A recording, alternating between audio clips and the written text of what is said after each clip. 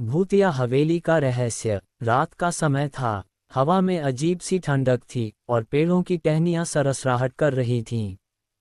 दूर आसमान में अधूरी चांदनी बिखरी हुई थी, जिससे हल्की हल्की रोशनी हवेली के जर्जर दरवाजे और टूटी फूटी खिड़कियों पर पड़ रही थी।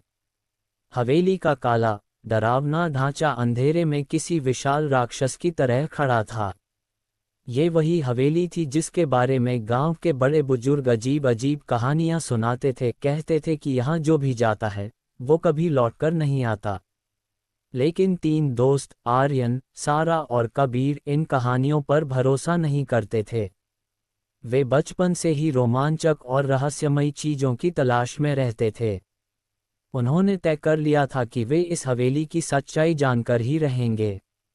उस रात वे अपने बैग में टॉर्च, कैमरा और कुछ खाने पीने का सामान लेकर हवेली की ओर निकल पड़े। हवेली के गेट पर पहुंचकर तीनों ठिठक गए।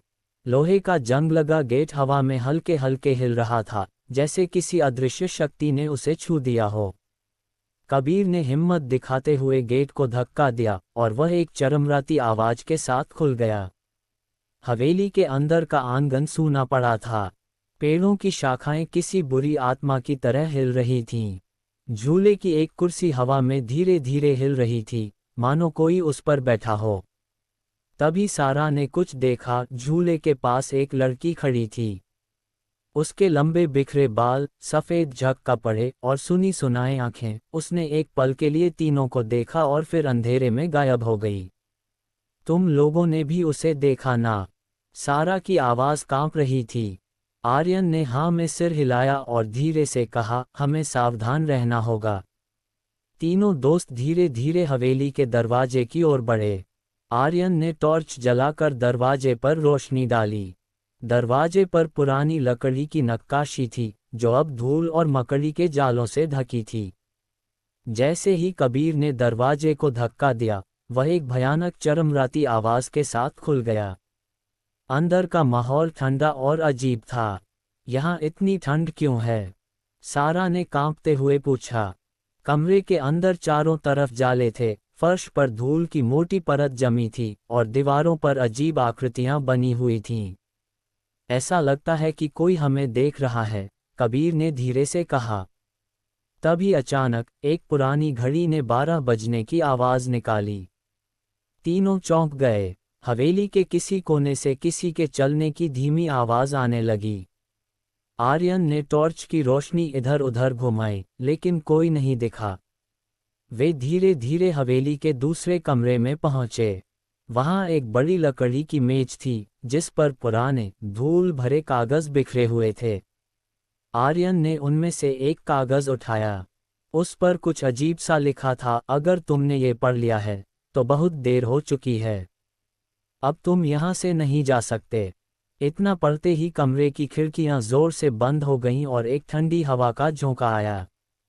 सारा ने चीखते हुए आर्यन का हाथ पकड़ लिया। तभी टॉर्च की रोशनी में एक परछाई दिखी, एक आदमी की परछाई, जो धीरे धीरे उनकी तरफ बढ़ रही थी। भागो! कबीर चिल्लाया। तीनों तेजी से कमरे से बाहर निकले और हवेली की लंबी गलियारों में दौड़ने लगे। लेकिन गलियारे जैसे कभी खत्म ही नहीं हो रहे थे। वे जिस भी दरवाजे से बाहर निकलने की कोशिश करते, वह खुद ब खुद बंद हो जाता। आखिरकार वे एक बड़े हॉल में पहुंचे। हॉल के बीचों बीच एक पुरानी कुर्सी रखी थी और उस पर एक औरत बैठी थी। उसकी पीठ उनकी ओर थी। सारा ने डरते हुए कहा, हमें यहाँ से जाना होगा। लेकिन तभी वह औरत कुर्सी से उठने लगी। उसकी हल्की हल्की सिसकियों की आवाज आ रही थी। जब उसने धीरे से मुड़कर देखा तो तीनों का खून जम गया। उसका चेहरा झुलसा हुआ था, आंखों से आंसू की जगह खून बह रहा था। तुम लोग यहाँ क्यों आए हो? वह डरावनी आवाज में बोली। आर्यन ने हिम्मत जुटाकर पूछा, तुम कौन हो? वह औरत रोने लगी और कहा, मैं इस हवेली की आखिरी मालकिन थी। लेकिन मेरे परिवार ने मुझे मारकर इस हवेली में दफना दिया। मेरी आत्मा आज भी यहाँ भटक रही है। जब तक कोई मेरी कहानी पूरी नहीं सुनेगा, मैं मुक्त नहीं हो सकती। तीनों ने भूतनी की पूरी कहानी सुनी। उसने बताया कि उसका नाम अदिति था और उसके पति और देवर ने उसे मारकर हवेली में दफना दिया था ताकि वे उसकी संपत्ति हड़प सकें। लेकिन उसका आत्मा बदला लेने के लिए हवेली में कैद रह गई थी। अगर तुम मेरी आत्मा को मुक्त करना चाहते हो तो मेरे कंकाल को बाहर निकालो और सही तरीके से उसका अंतिम संस्कार करो, अदिति ने कहा। तीनों ने हिम्मत जुटाकर हवेली के पुराने तहखाने में जाकर कंकाल खोजा और उसे बाहर लाकर गांव के मंदिर में अंतिम संस्कार किया। जैसे ही अग्नि की लपटें उठीं, अदिति की आत्मा शांत हो गई। हवेली अब शांत लग रही थी। वहां की भयानक ठंडक खत्म हो चुकी थी। दरवाजे अपने आप खुल गए और हवेली अब पहले जैसी डरावनी नहीं लग रही थी। शायद अब यहाँ कोई भूत नहीं बचे, कबीर ने मुस्कुराते हुए कहा। सारा ने हवेली की तरफ देखा और धीरे से कहा, ये जगह अब पहले जैसी नहीं रही। अदिति को मुक्ति मिल गई और अब यहाँ कोई नहीं है।